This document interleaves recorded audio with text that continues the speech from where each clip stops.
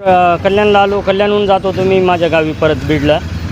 परंतु बीडला जात असताना या कल्याणला एका ठिकाणी पुढे मला माहिती नाही एवढं इकडलं ठाण्याचा अभ्यास नाही जास्त, तर त्या ठिकाणी 2-3 लोक आले, 2 का 3 होते. मी पुढे होतो आणि त्यांनी पाठीमागून वार करायला चालू केला माझ्या गाडीवरती. मी एकदम घाबरलो काय झालं म्हणून, आणि माझी गाडी ही फोडलेली आहे बस.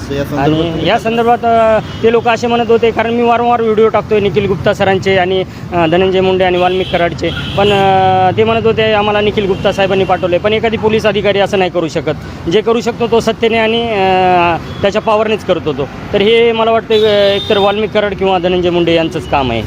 हो, त्या अगोदरही वाल्मिक कराड यांनी माझा मोबाईल फोडलेला आहे अंबाजोगाई ट्रॅफिकला असताना. नोट 10 काय प्रकार नोट 10 11 काहीतरी होता. तो प्रकार असा घडलेला की ह्याच्यातमध्ये होतो मी, आपलं खासदारकीचं इलेक्शन असते, शेपवाडी म्हणून गाव आहे, त्या ठिकाणी मी 3-4 बूथचा इन्चार्ज होतो. त्या ठिकाणी सकाळी मला मुंडे साहेब मी अडवलं, बोगस मतदान होतं. सकाळी अडवलं मी त्यांना, आणि एक शेपवाडीचा एक वंजारी समाजाचा माणूससुद्धा पकडला मी.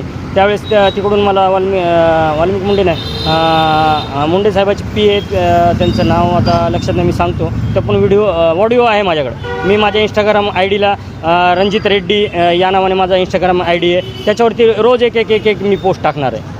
आरोप असा होता की त्या ठिकाणी मी बोगस मतदान मी होऊ दिलं नाही, त्यामुळं मग त्याचा राग मनात धरला, आणि त्यांच्या गाड्या वारंवार मी त्या राखायच्या आणि वारंवार पकडायचो, कारवाई करायचा प्रयत्न करायचो. पण ते वरिष्ठांना नंदकुमार ठाकूर आणि यांना सांगून, अहो तुम्ही सगळे व्हिडिओ काढले, आता एवढं मोठं प्रकरण झालं, सगळ्याचे CDR काढले, फक्त वाल्मिक कराडसोबत नंदकुमार ठाकूर साहेबांचे किती video call, audio call, WhatsApp call आणि मेसेज आणि कॉल याची मागणी करा ना तुम्ही. जनता का नाही करत ही मागणी? भरपूर सापडेल तुम्हाला, जे कोणालाच माहिती नाही ते मी आज सांगतो. चला, माझी आज एकतर गाडी फोडली, या अगोदर माझा नोट 10 मोबाईल फोडला. म्हणजे डायरेक्ट मुंडे साहेबांनी नाही, पण त्यांचे कार्यकर्ते येत असतात नेहमी. त्यांच्यामध्ये काय नाही, यांचं हात धनंजय मुंडेंचं काही नाही, फक्त निखिल गुप्ता सरांचा हात आहे.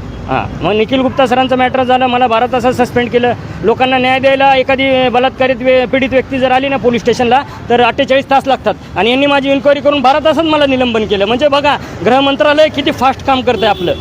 माझी मागणी 4 दिवस माझा लढा राहील. मला जर न्याय भेटला नाही 5व्या दिवशी, एकतर मी काहीतरी सुसाईड तरी करेल, नाहीतर वाम मार्गाला जाईल एकदम. आहेत, मी रोज माझ्या इंस्टाग्राम ID ला टाकेन, रणजित रेड्डी या नावाने माझा इंस्टाग्राम ID आहे. मी रोज टाकेन पुरावे एक.